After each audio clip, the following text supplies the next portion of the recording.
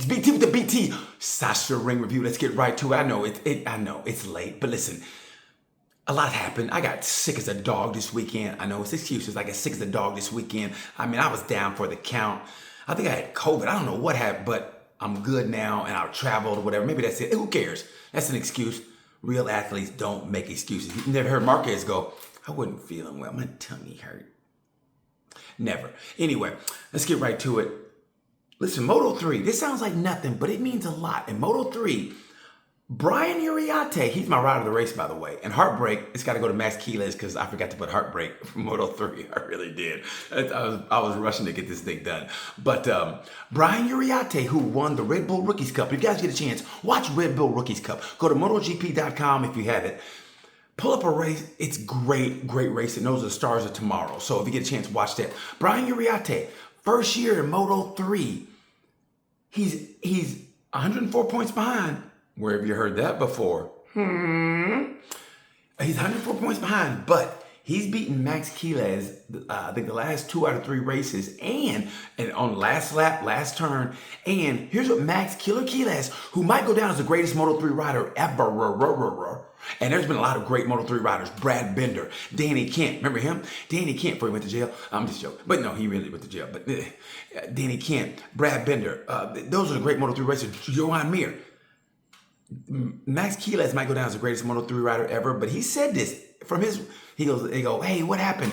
And he said, hey, listen, I just wasn't aggressive like I normally am. I was thinking about the beach. He's 19. There's nothing wrong with that. What, he's 19, 20? There's nothing wrong with that. He's a kid. That's what kids do, right? But this is your profession. You're slated to be one of the greatest ever. And everybody slips. Everybody has their moment. But I hope that's his last moment because Brian Uriarte, let me tell you something. Is there any better way to celebrate than a stand-up wheelie? That is like, yeah, I'm the shit. What? And he went like this with a stand-up wheelie. Man, I think girls were like, who is he? Watch out for Brian Uriarte. If he gets that momentum going, 104 points is a lot to rack up, but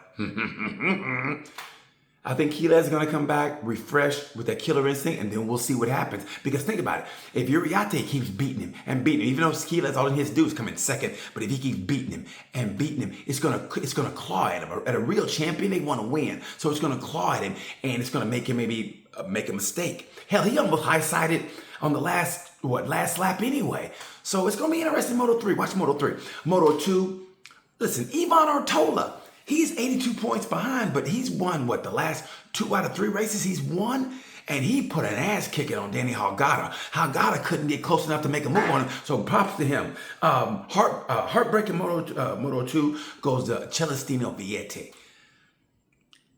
Mamma mia, Celestino, mamma mia. Great kid. He's like Bez, but in Moto2.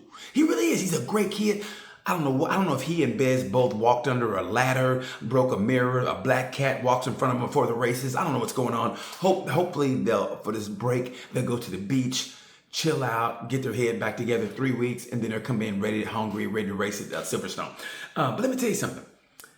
Manuel Gonzalez, if he makes a slide like he did last year and just crumbles eventually, you better put him on suicide watch because let me tell you, 2 years in a row where he fumbles a championship, everybody's talking about he should be in MotoGP next year. But if he fumbles his championship, he might end up at a track day in Canada somewhere. They're going, hey, you're pretty good, eh? Did you ever used to race? And he'd be like, see. Watch out for that. Stranger things have happened. Stranger things have happened. So watch out for Moto2. Ivan Ortola. And I always say this. Ivan Ortola, if he gets that confidence in him, he's a great rider. He should have won in Moto3. He really should have. I don't know what happened there, but watch him. Watch Ivan Ortola. Let's get to MotoGP. Rider of the race to me goes to Pedro Acosta. Pedro Acosta is this year's Fabio Quartararo. Isn't that weird to say? But he is. Pedro Acosta rides the shit out of that bike. He knew his tires were going to burn up. He knew it. His team knew it. They all knew it. And he still went out and kicked that ass as much as he could kick ass before his bike was like, I can't go no more. Pedro Acosta, when he gets on that Ducati next year, it's going to be so interesting. But then again, that's going to be a whole new bike. So everybody's going to be like, I don't know what to do. But Pedro Acosta, he's my rider of the race in MotoGP. Heartbreaking MotoGP has to go to DG. Why would you test a brand new aero on race day? You could have tried it out on FP1. Well, you have 45 minutes. Try it for 15 minutes. Like, we'll work with it. Go between the two bikes. I mean, it was a great weekend. So your rain bike was basically just another bike. Try it on that bike. All right, try it on the practice day. All right, it's an hour. Try it for the first 30 minutes. And guys, it's not really working. We'll go back to the original setup. But why would you try a brand new aero on race day? Why? I can't understand it. Anyway, I know he feels bad, and I feel bad for him, but he's my heartbreak DG. And so now we're gonna get to intangibles. Now I'm gonna do something different on this one, right? Usually it's MotoGP, like it's like Jay and Brady. MotoGP. But you know what? I'm gonna give a shout out to WSBK. Iker Lecuona, if you guys get a chance, go watch WSBK Race 1. Iker and Nicolo Bulaga have maybe the best race of the year, definitely best race of the year in WSBK. It's not really saying much, but it was the best race of the weekend. And I mean, Bulaga, it was like a heavyweight slugfest. I mean, Bulaga was doing the best he can. Iker was just, what you got? What you got? And then, bam, uppercut, game over. And then Bulaga, like the gangster he is, said, you know what? On Sunday, he goes, you know what? I went to bed, I thought about it, I woke up like, yeah, it's time to kick that ass. I'm paraphrasing. But he goes, yeah, it's time to kick ass. And that's what he did. He went out, won the Super Bowl race and race 2. But watch race 1. Great race, WSBK. Also, watch World WCR, the women's race. Let me tell you something. Maria Herrera, who should have won the championship this weekend. She really should have. But in 2 races, she got close. And she, listen, did on purpose. To me, it's a racing incident. But it's always kind of weird when it's like a racing incident between somebody who's leading in the points and they penalize them. Isn't that kind of weird? It's like, I thought it was a racing incident, but if you didn't watch it, race 1, the person that has to beat her to win the championship, she punted her off the track. I say racing incident, but she had to do a double long lap penalty and she still won. That's how badass Maria is. Race 2, Paulo Ramos, who's a great racer, by the way. I think she's the future of women's European. Anyway, great racer. Maria punted her off the track. Racing incident. She still got penalized. She was celebrating. They had the championship helmet. She was going on, yeah, I won. Yeah, campeón. And then they told her that she got demoted to second. And Beatriz Nela won the race, which means the championship goes to the last race of the season. If you get a chance, watch both races in World WCR. You can go to YouTube and watch them, those races. Maria Herrera, who I think is a fantastic racer. Personally, I thought she was better than Ana Carrasco, and I love them both, but I always kind of thought she was a little bit better racer.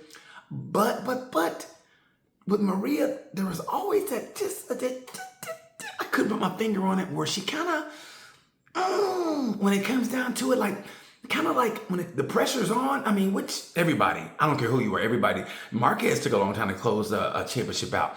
And that's the hardest thing in the world, to close a championship out. And Maria kind of succumbs to the pressure. Pressure busts pipes or makes diamonds. And we'll find out at the last race of the season. She should win it, but you never know. Those girls are hungry. Paulo Ramos is hungry.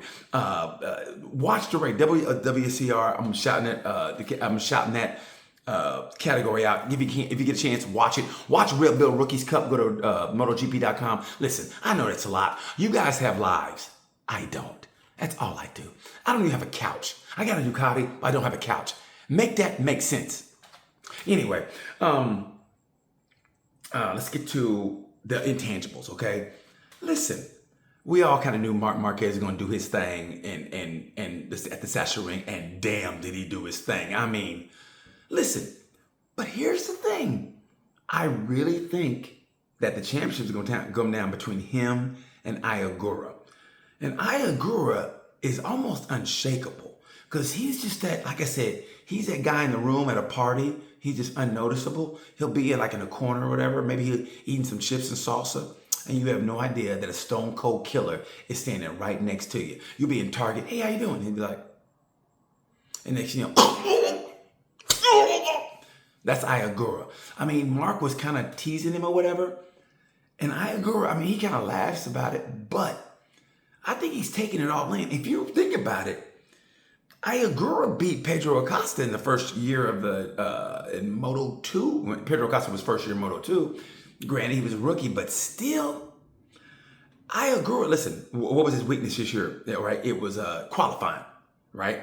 He's conquered that, right? He got pole at, what race was that Mark beat? He got pole, was it in the Czech Republic? Anyway, he got pole, so he's conquered that. Now, if he can conquer being on the first 2 rows and having a better start, watch that second half of the season. Marquez gets better, right? Gets more healthy, maybe gets more strength. I don't know how they do it, but I hope he goes and gets some blood work done and strengthens his shoulder. Do some illegal shit. Who gives a shit? Get some steroids. I don't care. I hope he comes back stronger.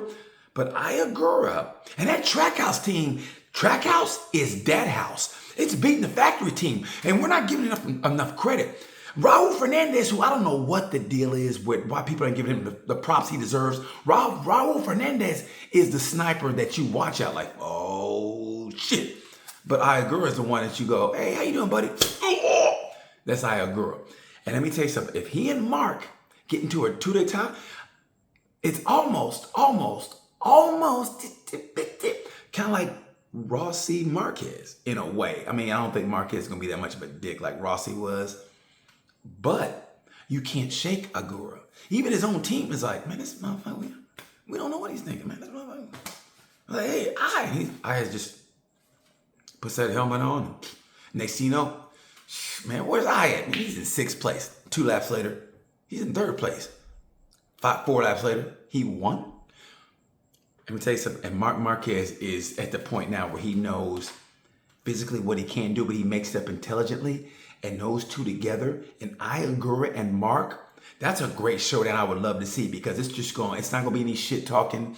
I mean, you know, they all get in each other's heads, but I really think Ayagura and Mark will make a great showdown, and you never know there either. I would love to see it. Tell me what you'd like to see as a showdown. Would you like to see Mark and Ayagura, or maybe Martin and Mark, or maybe Martin and Agura? But to me, I think Agura and Mark all the way through the season. I think, matter of fact, other than Marc Marquez, I think Agura is the strongest racer on that grid.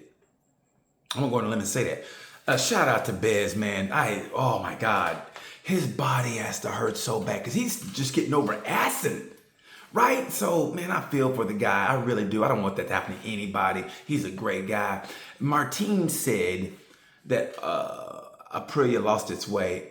And listen, what did I say? Two podcasts, I think a podcast. What did I say 2 reviews ago?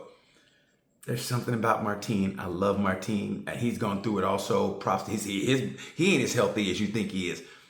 But there's something about Martin, I just can't put my finger on it, where I think he might be, I don't want to say it, maybe the mole.